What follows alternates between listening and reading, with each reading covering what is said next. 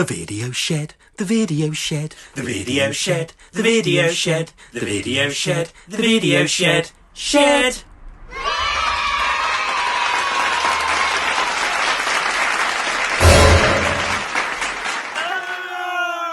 Welcome back to the Video Shed!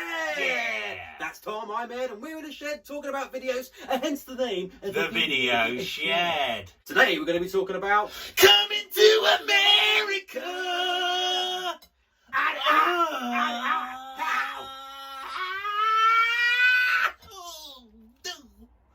two.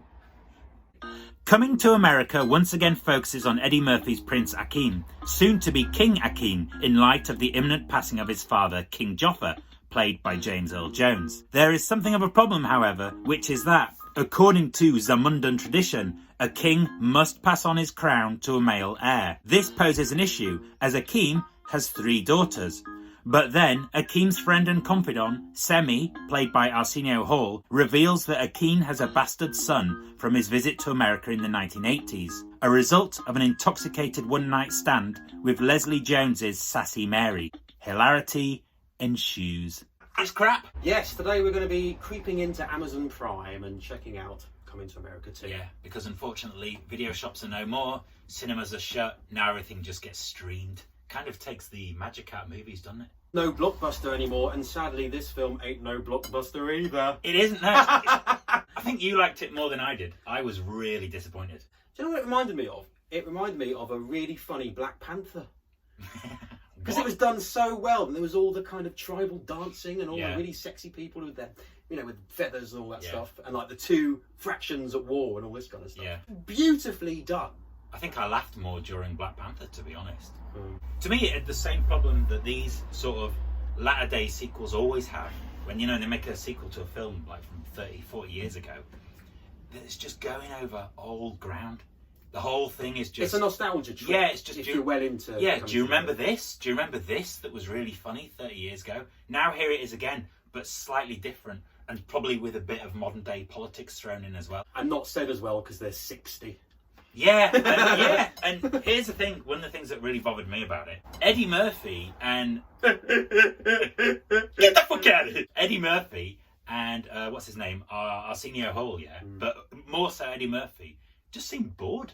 It was as if, like, you know, when you think back to the original Coming of America, Akeem was like sort of, not a live wire, but he was very, like, lively and, you know, fuck you! And he was, like, really sort of outgoing and stuff like that. And in this new one, he's just sort of like stately and subdued. I think because boxes have to be ticked now in all these films, that you have to make sure this and you have to make sure that, and you can't offend them and you can't offend... No swearing. They couldn't say, get the fuck out of here! No. At any point. Yeah, there wasn't any swearing, was there? Nah, there was nothing rude. Eddie Murphy without swearing is, you know, the nutty professor. Yeah, it's almost as if the acting and the actual, like, performance is second to making sure that you're not hurting anyone's feelings. You're doing everything right. Didn't work for me. And like Arsenio Hall, his character in the original, Semi, was sort of, you know, like a bit cocky and a bit sneaky. What is it he says to him? Come on then, you sweat off a baboon's balls. I know. He says it again in Coming to America too. Yeah. He says it so badly. But it's not funny. Well, yeah, the second time round, it's like, oh yeah, that again. And like they even redid the barbershop bit. Why did he even go in that barbershop? Yeah, There's exactly. No reason. There was no reason for it, you know. And he's in there, and he's like, "Wow, there's that barbershop. Wow, there it's still there." But in the original, he goes in the barbershop and he like thinks, "Who are these dickheads?" So why would he be so delighted to go back in it? And how come none of them have aged? I know how come. Yeah, they haven't. They just should all be dead. Yeah, and why is the Jewish guy now sort of black? Like in 1989, just in case. Yeah, exactly. In 1989, they could do it back then. They could just Eddie Murphy's going to be a white guy. No one cared. No one was offended. Black people were offended. Jewish people were offended. No one cared. Now it's like, oh no. So we've got to give him a bit of a tan, and then we've got to have him talking about like politics and stuff like that.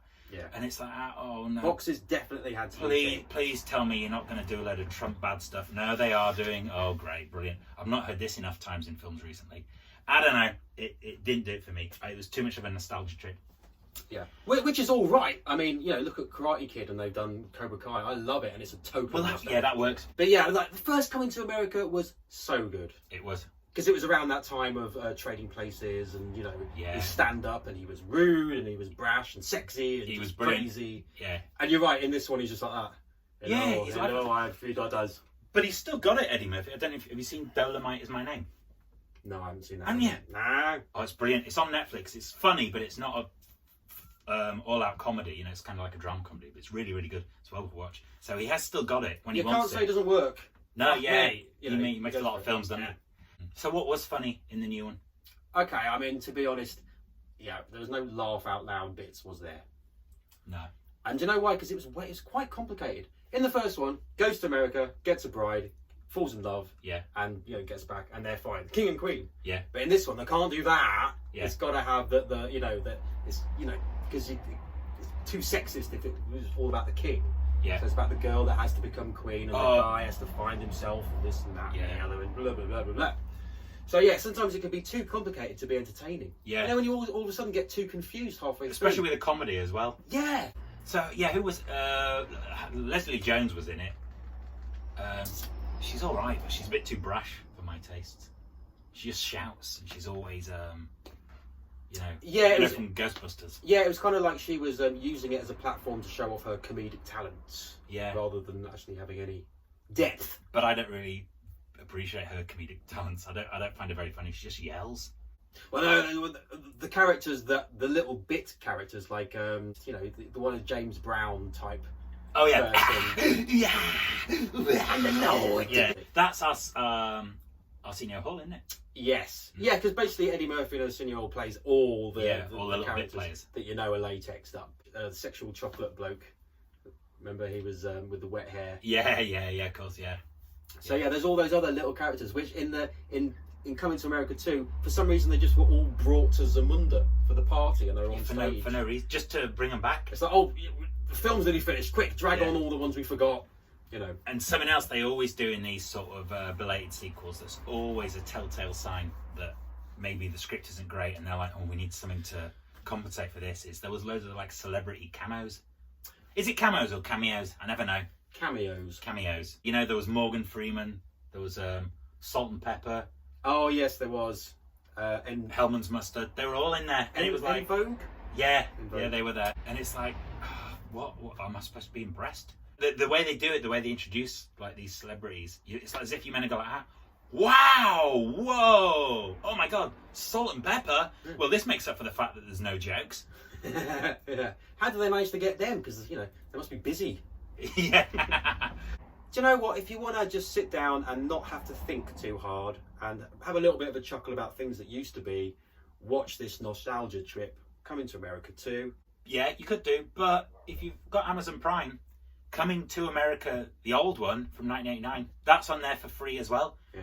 So you could just watch that instead, and you're guaranteed a much more amusing hour and a half of cinema. And it's also got, just quickly, the original Coming to America, because I love a good, you know, sardonic looked camera. Yeah. It's got the best one in all of cinema, and it's not Eddie Murphy that does it. It's the guy, he plays like the jilted boyfriend, the boyfriend in it, with the big curly hair, and it's like, hey glow. Yeah. That guy, and the girlfriend, he climbs through the window of the sister of the girlfriend, and he's all soaking wet, and he's like, Lisa dumped me, and he's really sad, and she goes, oh no, well, the first thing we've got to do is get you out of these wet clothes, and you hear zip, and he looks to the camera. And it made me laugh so much when I rewatched the film last week. I must have rewound and watched that scene about 12 times. Just brilliant, comedy gold. They did that a lot where they just look at the camera. Yeah. But it happens all the time in John Landis movies. Yeah. Almost every film he ever does it happens. It even happens in American Werewolf in London. When he's turning into the werewolf. He looks to the camera and goes, the camera, doesn't he? Like, help me. Do you know what that made me? That actually was quite scary, because all of a sudden you felt like you were connected. Yeah, you were in the room with him. So that was our review of Coming to America.